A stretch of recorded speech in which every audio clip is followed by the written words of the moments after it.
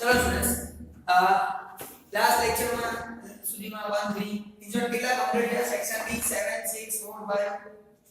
1 3 6 section E આજે કરીએ છીએ 8 બરાબર ચાલો જોઈએ આજો If the diameter of pipe produced by a complete manufacturing pipe is 20 mm to 22 mm.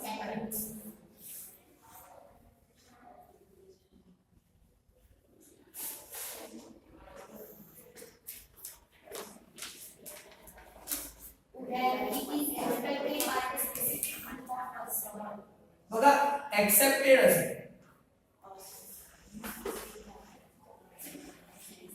Accepted હશે ને એક્સપેક્ટેડ એટલે ઈચ્છા હોય એવું નહીં બરાબર એક્સેપ્ટ કરવાનું છે સ્વીકાર ભાઈ જો એ જે મેન્યુફેક્ચરિંગ બનાવે જે ઉત્પાદક છે એ પાઇપ બનાવે તો પાઇપની સાઈઝ છે એ 20 mm ની 22 mm હોય તો એક્સેપ્ટ સ્વીકાર એનો મતલબ કે રિજેક્ટ બી થાય આના સિવાય તો બધું રિજેક્ટ કેન્સલ કોઈ ડાઉટ ના next The standard deviation of produced pipe is 4 mm. Standard deviation પ્રમાણિત વિચલન 4 સિગ્મા mm. બરાબર 4 mm And it is known that 70% of the pipe produced in the unit have diameter more than 19.05 mm. 70% pipe એકી બને છે 70% pipes 70% pipe એકી બને છે more than 90.05 mm. તો x ની વેલ્યુ 19.05 mm થી વધારે હોય છે એવા કેટલા 70% ખબર પડી 70% એવા છે જે પાઇપની સાઈઝ 19.05 થી ઉપર બને next Find the average diameter of the produced pipes. Average સરેરાશ શોધવાની છે mu blank ખબર નહીં mu કેટલું પછી Also find the percentage of pipe rejected by the specific group of customer. Reject અસ્વીકાર થાય એના ટકા શોધો કેટલા ટકા રિજેક્ટ થાય છે એ બી શોધવાનું કે બોલો બરાબર ના હવે સમજી સર ક્વેશ્ચનમાં શું છે 70% આપી છે કે આન્સર છે 0.7000 સર x પરથી કશું ના મળે શેના પરથી મળે તો z z greater than is equal to 19.05 minus mu don't know upon sigma is equal to 4 that we know બરાબર સર આ z ની વેલ્યુ તો મળવાની નથી પણ આના કરતા મોટો જે એનો એરિયા ખબર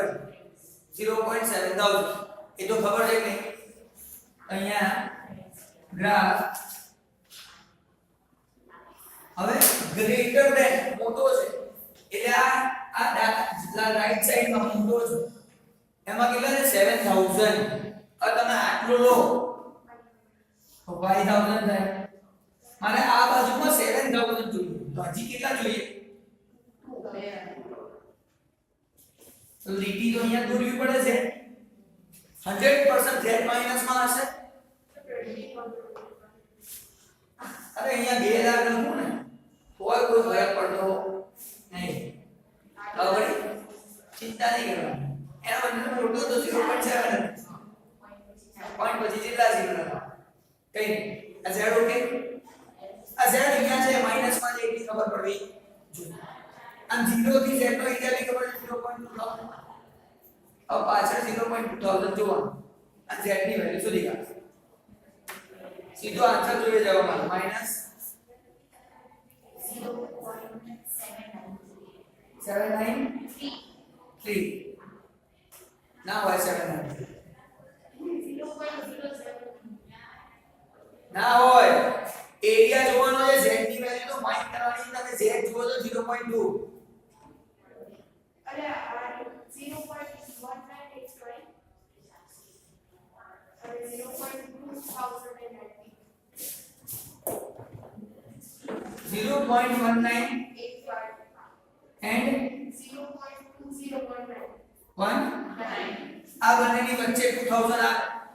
એરિયા જોવાનો છે ફરી કહું છું z ની વેલ્યુ ના જો તો z તો જોઈએ છે અરે આની સામે z કેટલો છે 5 0.53 કોની નિયર છે આ 0.2000 જે છે એ કોની નજીક છે આની કે આની તો અહીંયા 15 નો ગેપ છે અહીંયા 19 નો ગેપ છે તો 0.52 ની નજીક છે તો અહીંયા -0.52 આ થઈ ગયો મારો z આ થઈ ગયો મારો z મારે z શોધવાનું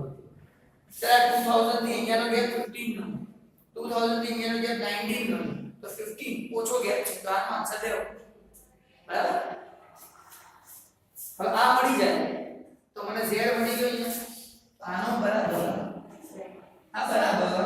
-0.52 સોલ્વ કરીએ 19.05 minus mu upon 4 is equal to minus 0.5 અને મલ્ટીપ્લાય કરો સર બોલો સર તે 5 હા 0.5 પર એવરેજ ફાઇન્ડ કરવાની છે ને હા તો એ 2 આવશે એક જણ બોલો વચ્ચે ફરી બોલો 0.55 ની વેલ્યુ 0.2002 આવશે એનાથી કોઈ મતલબ નથી આપણે તું એવું કહે છે અહીંયા 5 to 5 લો એને એવરેજ કરી એવરેજ અને તમે નિયરની વેલ્યુ છે આપણે નિયર વેલ્યુ લેવાની છે એવું ટેક્સ્ટ બુકમાં ઘણી બધી જગ્યાએ આપેલું અને અમુક જગ્યાએ એવરેજ બી આપેલું એવરેજ ક્યારે લેવાની જ્યારે પર્સન્ટેજ હોય 10% 20% 25% 75% હોય તો એવરેજ લેવાનું બરાબર એ તો નિયર વેલ્યુ લેવાની એવું શીખવાડ્યું છે શીખવાડ્યું ને શીખવાડ્યું નિયર વેલ્યુ લેવાનું શીખવાડ્યું તો અહીંયા એવરેજ લેવાનું કેમ સર નિયર વેલ્યુ છે 2 ની છે તો 2 નો ગેપ છે ને અહીંયા 2 વધારે છે અહીંયા 15 નો ગેપ છે અહીંથી લઈને અહીંયા 15 છે અને અહીંથી લઈને અહીંયા 19 નો ગેપ છે તો કોની નિયર 15 ની નિયર આની નિયર કહેવાય કે આની નિયર કહેવાય આજે 2000 છે કોની નિયર તો એનો આન્સર લેવો પડે આવું અંદર ટેક્સ્ટ બુકમાં આપેલું હું તમને પેજ નંબર કહું છું ત્યાં જોઈ લો બરાબર અત્યારે હું એવરેજ લેતો નથી કેમ નથી લેતો કારણ કે નિયર છે એવું આમ થોડું ગેપ વધે ને એવરેજ એવું શીખવાડેલું ના એવું નહીં એવું ક્યાં કીધું ગેપ એક્ઝેક્ટ વચ્ચે હોય તો જ એવરેજ લેવાનું પડી ખબર એવરેજ તો આ બંનેનો એવરેજ કરે અને એ 2000 ની નિયર આવે એટલે એવરેજ લઈ લો તો એવું ના હોય એવું અંદર ક્યાંય નથી ખબર પડી હું ટેક્સ્ટ બુકમાં હમણાં તને પેજ નંબર દઉં છું પહેલા આ સમ પતાવી લો એટલે વાત કરી કારણ કે આ બાજુ અધૂરું બીજો લેક્ચર ચાલુ થઈ ગયો ને -0.5 હવે આ સામે લઈ -0.5 -19.05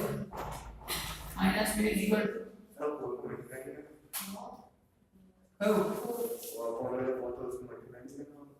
अच्छा 4 मल्टीप्लाई रह गया भाई यहाँ 4 मल्टीप्लाई करो पहले आंसर बोलो 2.08 माइनस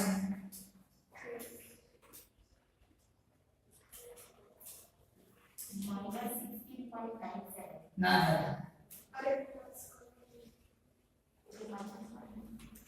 आ तो यार 7 स्टैंडर्ड में आ रहा है 21.13 minus minus cancel mu is equal to 21 point आपका आंसर म्यू नो मળી બોલો કોઈ ડાઉટ છે ખબર પડે નિયર વેલ્યુ લેવાની જરા આન્સર આવી 59 અમે એવરેજ લીધી ને એટલે એવરેજ ની 15 પાછળ આન્સર આવી ગયો હા આન્સર 15 ઓકે આપણે એવરેજ નથી લીધી આપણે નિયર વેલ્યુ લીધી ના આન્સર આવો બરાબર હવે પેજ નંબર બોલો જેમાં આપણે છે ને નિયર વેલ્યુ વાળો સમ છે એ તમને ખ્યાલ આવે કે નિયર લેવાનું કે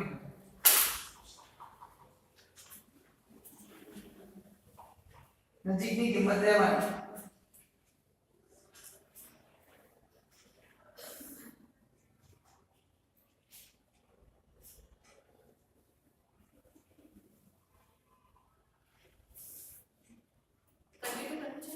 ના ના